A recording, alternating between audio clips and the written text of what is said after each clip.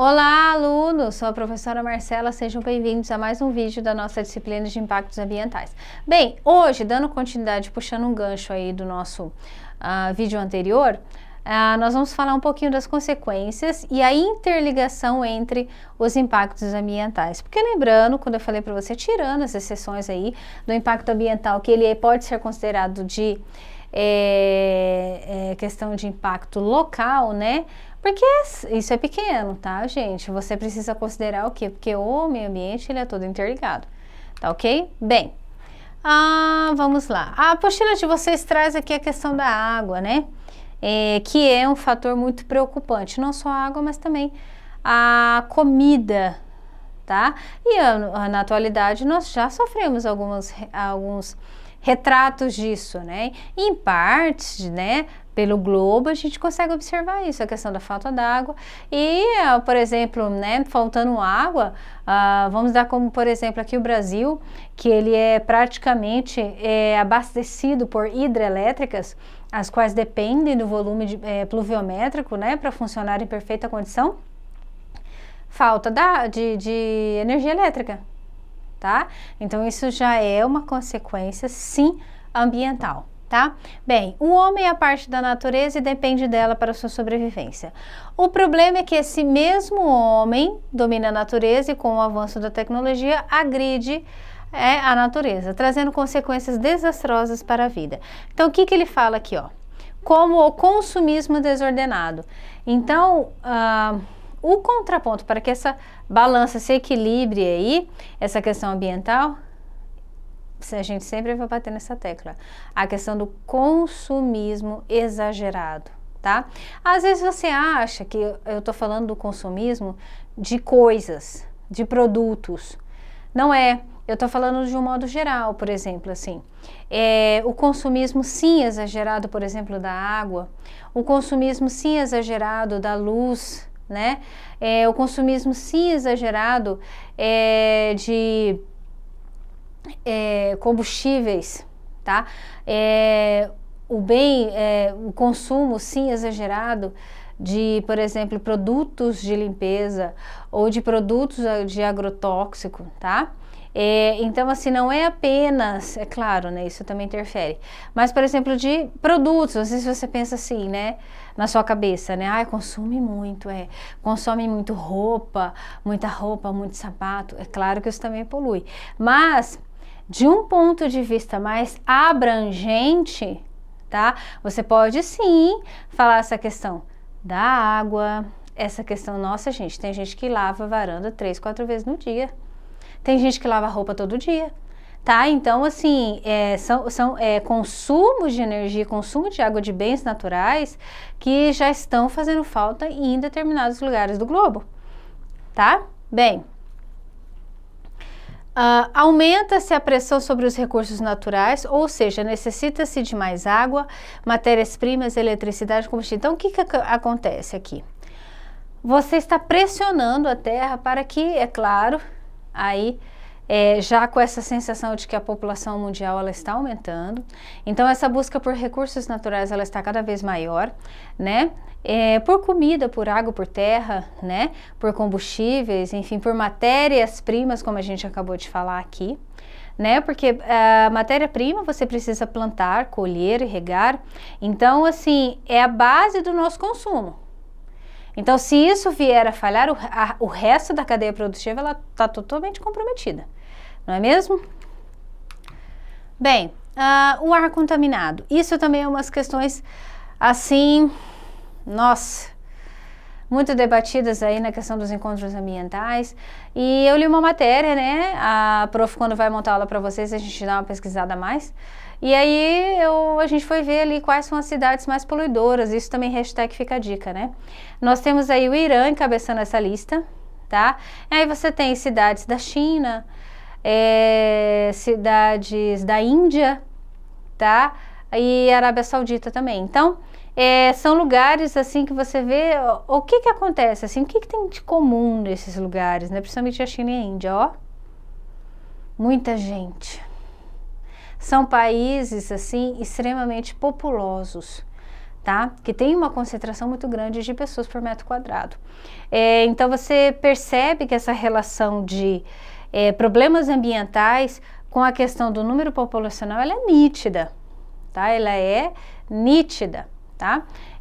Bem, levando com que esses países tomem medidas o quê? Drásticas. Tomem medidas o quê? Mais extremas com relação ao quê? Por exemplo, ao metro quadrado concedido por pessoa, tá? A rotatividade, a questão dos empregos, né, da oferta de emprego, a questão dos serviços básicos, né, como saneamento, escola, saúde, não é mesmo? É uma concepção diferente da nossa. Bem, o ar contaminado prejudica a nossa saúde, provoca dificuldade para respirar e o aparecimento de várias doenças.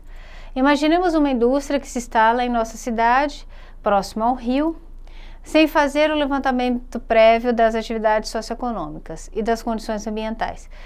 Depois, essa indústria começa a lançar efluentes sem tratamento na água. Então, o que acontece? O rio que tem nessa cidade, ele não é de uso exclusivo da indústria, concorda? Então, o que acontece? Essa inter-relação da água com a indústria vai atingir o quê? Nós, todo mundo que depende dessa água do rio, tá? Onde antes as pessoas utilizavam o local para pescar, né? E também o que vai acontecer aqui? Vamos supor, né, que ela também comece a lançar essa emissão em excesso de gases poluentes, né? Gente, isso aqui é uma figura real, tá? Você imagina você respirar e conviver com um ambiente assim, né? Com uma atmosfera assim, né? Então, o que acontece? Essa emissão de gases, ela atinge praticamente toda a poluição da cidade, toda a população da cidade, não é mesmo? Todo mundo, o ar, pelo menos o ar, ele é de todo mundo, né? Todo mundo precisa do ar, né? Bem, daqui a pouco, se continuar assim, a gente pode até pensar na questão de se comprar ar limpo, né? Bem, do jeito que anda. Bem, a questão da poluição do solo, tá? O acúmulo de lixo doméstico, que eu já falei para vocês também num dos vídeos, que é a questão do lixo doméstico, ele é um grande desafio com relação ao meio ambiente, tá? Desde as indústrias, desde os fabricantes, tá? Desses produtos e essa coleta errada desse lixo e uma quantidade muito pouco, né? Muito mínima que é destinada para essa reutilização, né? Ou enfim. Acúmulo de lixo, ausência de redes de esgoto doméstico, tá? Ainda existe sim em lugares pelo globo, também no Brasil, pessoas que não têm, tá, uma rede de esgoto adequada. Bem, ocupações irregulares, tá? Lembra que eu falei para vocês a questão de áreas irregulares que não foram avaliadas para a construção civil, elas são invadidas, desmatadas e o que acontece? Se constrói nessas áreas. Aí o que acontece?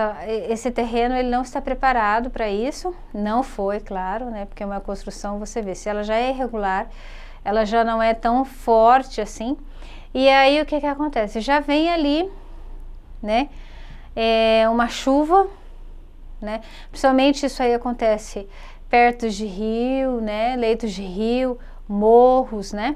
Então o que acontece? Vem a chuva, né? Vamos supor que tem um descontrole aí, cai uma chuva, um descontrole pluviométrico, aí cai em um dia, em 24 horas, o que estava previsto para 30 dias, o solo fica extremamente encharcado, então ocorre o quê? O deslizamento. Ó. Aí os desastres, né?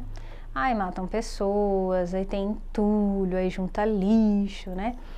Fora também uma coisa que acontece, essa poluição do solo também urbano. Porque o que acontece? O lixo é tanto que acontecem as chuvas, né, nos centros urbanos, né?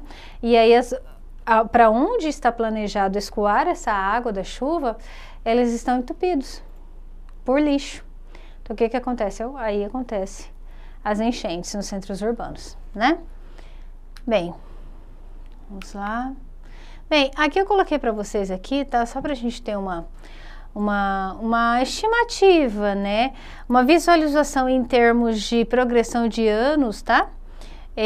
Bem, a grande preocupação com o efeito estufa é que a fina camada de gases está tornando-se mais fina ainda, tá? Em decorrência da grande quantidade de gases emitidos, tá?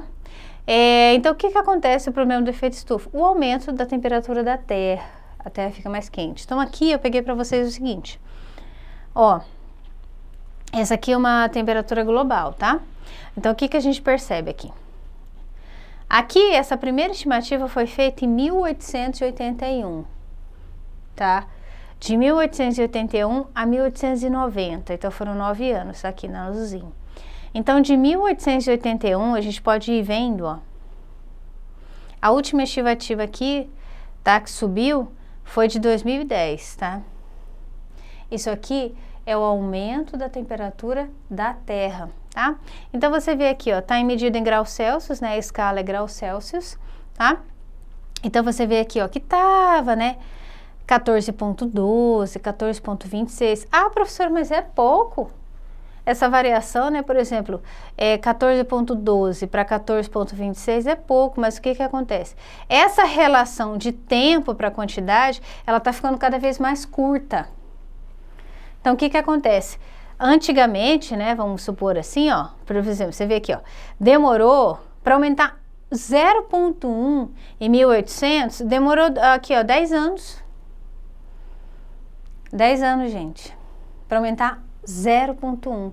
E aqui, a gente acha que é pouco, aqui deu o quê? 0,14.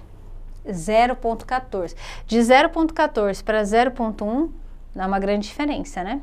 Bem, aqui, então, o que acontece, né, com esse aumento, né? Inundações em regiões litorâneas, então, há o estudo de que alguns litorais, tá, com esse aumento, porque vão derreter as geleiras, então vai aumentar o litoral, então, quer dizer, algumas cidades ribeirinhas ali, elas vão sumir, tá? O degelo das calotas, né? Inclusive, quando as calotas polares derretem, a gente perde também a questão da biodiversidade, tá? Mudanças nas correntes de ar. E você sabe que as correntes de ar, elas incidem no quê? No nosso clima. E o clima, qual a atividade econômica que precisa e tem embasamento no clima? Agricultura, né? Data para plantar, data para colher, data para ensacar, né? Então, para a gente ver como que essa questão dos fatores interligados, né? E aqui também a camada de ozônio, tá? Eu queria mostrar para vocês o seguinte, ela é recuperável, tá? Ela não é um dano permanente, tá? A destruição da camada de ozônio ocorre principalmente devido à emissão de gases utilizadas pelas indústrias, o aumento da incidência de radiação ultravioleta, né? Aquele raio que passa, aquele raio solar que passa, que ele é agressivo para a nossa pele, tá? Para o solo, para as plantas, tá? Então, o que acontece aqui? Eu peguei essa aqui, acho que foi no site da NASA, essa foto, que foi um estudo que foi, a última data foi em 2019, e eles consideraram aqui, ó, vocês podem perceber, que ela deu uma diminuída aqui, ó, tá? No estudo, estava dizendo o quê? Que aqui ela estava cerca de 16,4 milhões de quilômetros, tá? Essa sua extensão. E aqui em 2019 ela foi para 10 milhões de quilômetros, tá? Isso foi um estudo realizado pela NASA aí. Então, o que a gente percebe? Estamos vendo resultados, tá? Porque se houve uma diminuição na camada de ozônio, a gente percebe o quê? Que o restante dos problemas ambientais, eles podem sim ser contornados, tá? Então, se alguém tiver curiosidade, pega essa figura e vai lá, veja o estudo aqui, tá? Bem, pessoal, é isso aí. O próximo assunto nós vamos falar sobre o PCA, que é o Plano de Controle Ambiental, ok? Muito obrigada, bons estudos, até a próxima.